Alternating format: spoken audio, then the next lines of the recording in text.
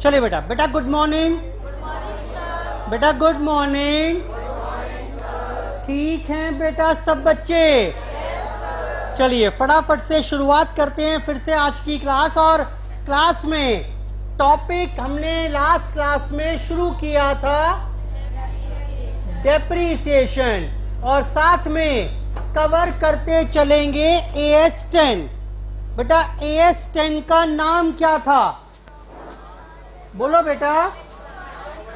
AS10 का नाम था बेटा प्लांट प्रॉपर्टी एंड इक्विपमेंट्स। तो पिछली क्लास में मैंने सिर्फ आपको यहां पर डेप्रीसिएशन का इंट्रो दिया था।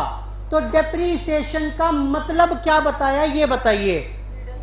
बोलो बेटा। Fall, it's a measure. Depreciation is the measure. क्या नापना? Depreciation is the measure of, क्या नापने का तरीका है? Fall in the value of depreciable asset. Depreciable asset. Fall in the value of depreciable asset. अच्छा, ये फॉल क्यों होगा? ड्यू टू, बोलो, wear and tear, passage of time, या चेंज इन टेक्नोलॉजी। बेटा याद आया कि नहीं आया डेफिनेशन? ये फिर मैंने एक बात और बता दी कि भाई डेप्रीसिएशन को एक तरीके से और डिफाइन कर सकते हैं। ये तो वो था जो AS10 ने कहा। समझने के लिए, डेप्रीसिएशन क्या है? एलोकेशन। किस चीज की? कॉस्ट की। भाई 5 लाख रुपए की एसेट है, 20,000 कबाड़ी से मिल जाएंगे तो 480 की कॉस्ट आने वाली है। बोलो बेटा। तो डेप्रीसिएशन क्या है? इस 480 को बांटना is the location of cost. कितने दिनों में बांटना? Over the estimated useful life of asset. बेटा ये याद आ रहा है कि नहीं आ रहा है? जल्दी बोलो बेटा। ठीक है इतनी बात? ये बात मैंने आपके साथ कर ली थी, और इसके साथ साथ कुछ जनरल बातें और की। कुछ जनरल बातें और कर ली थी। एक मिनट।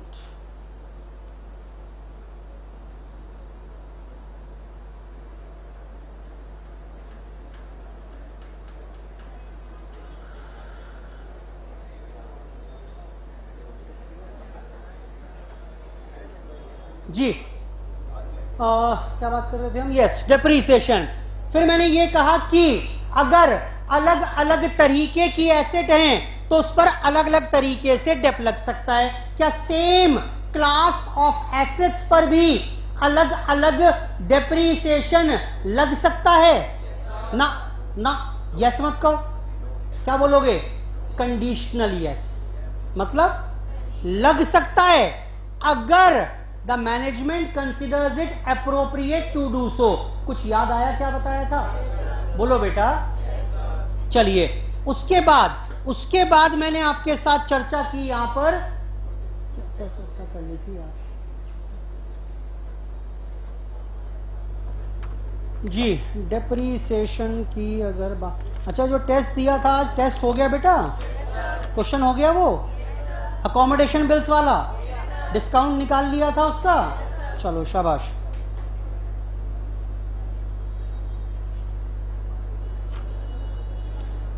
जी बेटा एसेट की कॉस्ट है 1 लाख रुपया, 20,000 रुपए कबाड़ी को बेचकर मिल जाएंगे। यानी ये जो 80,000 है इसको एक नाम दिया था मैंने। बोलो बेटा। कॉस्ट है 1 लाख रुपया, स्क्रैप वैल्यू है 20,000 रुपए, 80,000 का total dep to be provided, कुल मिलाकर इस एसेट पर 80 का डेप लगना है। इसको मैंने एक अलग नाम से एएस ने बुलाया था, क्या नाम था? Depreciable amount. अब इसमें से दो टुकड़े हो जाएंगे इसके, कौन से? एक तो अमोर्टाइज्ड डेप्रीशिएबल अमाउंट और एक, इसमें फर्क क्या था जरा बताना बेटा? जितने का डेप लग चुका है उसे क्या कहेंगे?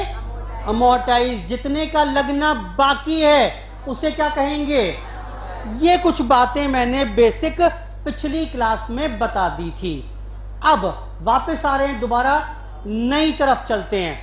तो मैंने कहा कि जी 1 लाख की एसेट, एक बात सबको क्लियर हो गई कि 1 लाख की एसेट है, इसकी लाइफ थी 5 इयर्स, 20,000 5 साल बाद कबाड़ी को बेचकर मिल जाएंगे। यानी कुल मिलाकर डेप लगाना है 80,000 का। ये 80,000 का डेप कितने साल में लगेगा? ये तो क्लियर है बात, बोलो बेटा। 5 साल तक के पीएनएल में कुछ कुछ अमाउंट डेप्रीसिएशन के नाम से जाता जाएगा। लेकिन कितना कितना कितना? तो इसके लिए मेरे पास हैं बहुत सारे मेथड्स ऑफ डेप्रीसिएशन, बड़े सारे तरीके हैं हमारे पास डेप्रीसिएशन लगाने के। जब मैं बोल रहा हूं बड़े सारे तरीके हैं हमारे पास डेप्रीसिएशन लगाने के, तो इसका मतलब क्या है? इसका मतलब यह है कि जो मुझे 80,000 डेप्रीशिएट करना है, कॉस्ट कितनी थी? कॉस्ट कितनी थी? 1 लाख। स्क्रैप कितना था? डेप कितना लगना है? तो इसको जो 5 साल में राइट ऑफ करना है, कितना कितना करें, इसके लिए बड़े सारे तरीके हैं। जैसे पहला तरीका है एसएलएम। एसएलएम क्या होता है बेटा? Straight line method of providing depreciation. ये मेथड क्या कहता है? This method is based on the assumption. देखिए होता क्या है, हर व्यक्ति की सोच अलग अलग है। जब हर व्यक्ति की सोच अलग अलग है, उसकी धारणा अलग अलग है, चीजों को देखने का नजरिया अलग अलग है, तो ऑब्वियस सी बात है उसके काम करने का तरीका भी अलग होगा। और वो हर एक सोच एक नए मेथड को जन्म देगी। जैसे एसएलएम मेथड, ये मेथड में हम क्या मान लेते हैं? What is the assumption behind the straight line method of providing depreciation? The assumption behind straight line method, ये मेथड क्या कहता है? ये मेथड कहता है भाई देखो ऐसा है, जो एसेट है उससे मिलने वाले बेनिफिट हर साल बराबर होंगे। क्या कह रहा है मेथड? ये एसएलएम मेथड कह रहा है भाई साहब देखो ऐसा है, जो बेनिफिट इस साल में मिलेगा वही इस साल में, वही तीसरे साल में, वही चौथे साल में, वही 5वें साल में। 5 साल में बेनिफिट्स बराबर मिलने वाले हैं।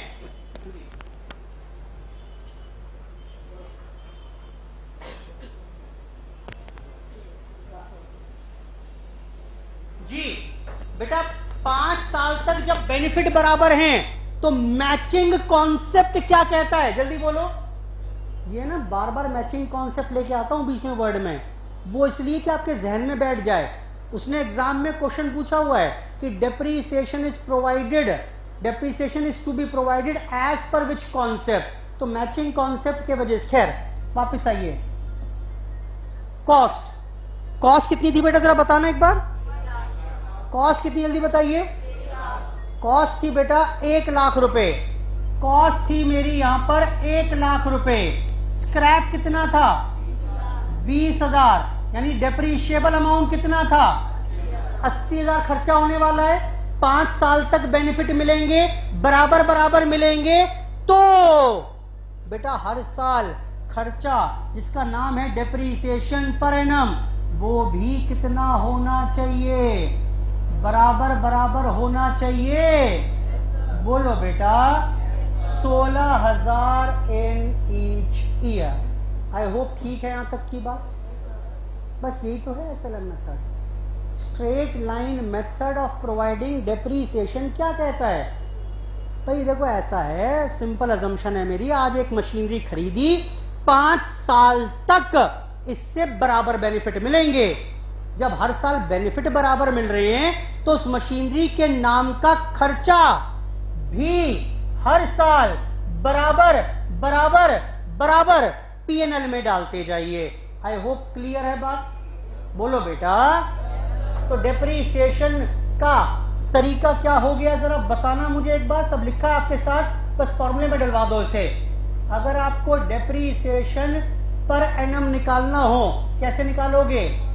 Cost minus scrap divide by estimated useful life. वैसे कॉस्ट माइनस स्क्रैप का एक नाम और भी था जो ज्यादा टेक्निकल है, खूबसूरत नाम है, बताओ क्या नाम था?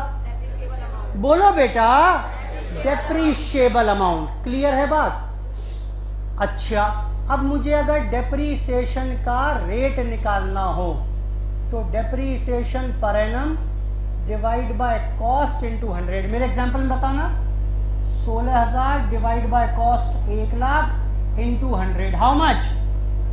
बोलो 16%। हाँ बोलो बेटा, यानी 1 लाख की एसेट पर, यानी अभी गलती करोगे आप? बड़ा आसान लग रहा है देखने में, अभी पूछूंगा गलती करोगे, देखना जरा। 1 लाख की एसेट पर 16% के हिसाब से साल दर साल 16% का डेप, यानी 16,000 का डेप लगाते जाइएगा। आसान तो है, कुछ नया बता दिया क्या?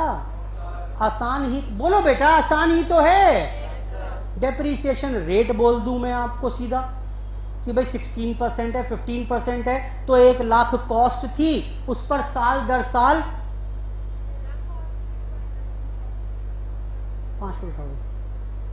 1 लाख की एसेट थी, उस पर साल दर साल 16% का डेप लगता जाएगा 5 साल तक। कोई दिक्कत तो नहीं है ना? क्लियर है यहां तक की बात? बताओ जी क्या कह रहे हो?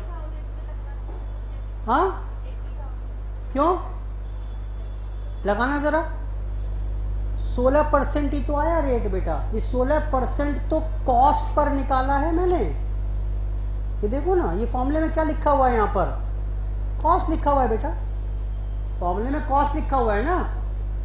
फॉर्मूले में डेप्रीसिएशन ऑन कॉस्ट है ये, यानी 16% कॉस्ट पर तो लगाओगे।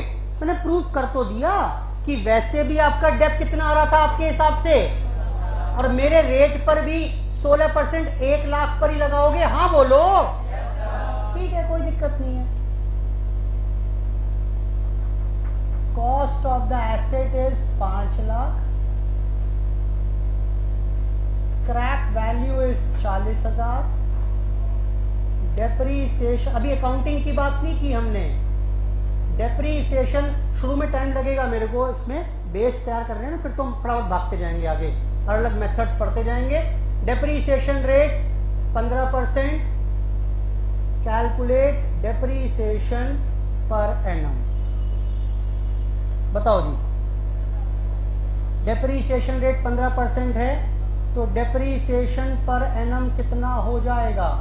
15% of 5 lakh minus 40,000, how much? 4,60,000 का 15% करो फटाफट से। कितना बेटा? बोलो कितना लगाइए? 60, 100 कहाँ आएगा बेटा?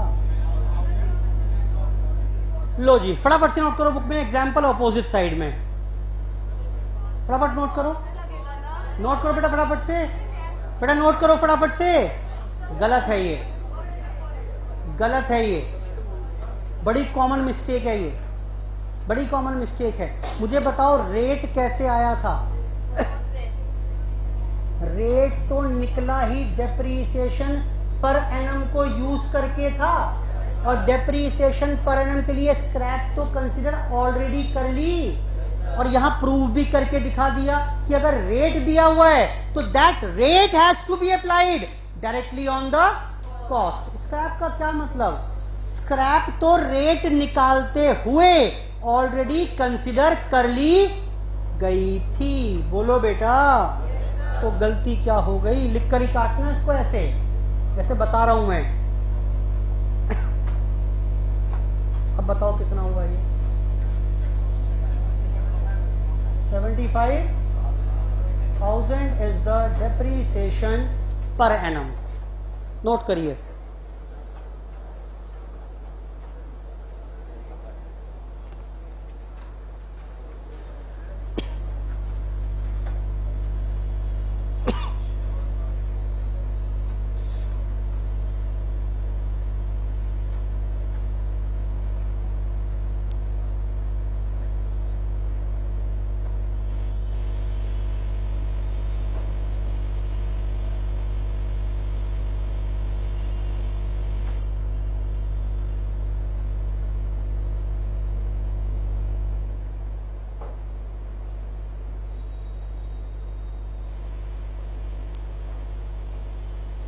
करिए बेटा नोट फटाफट से।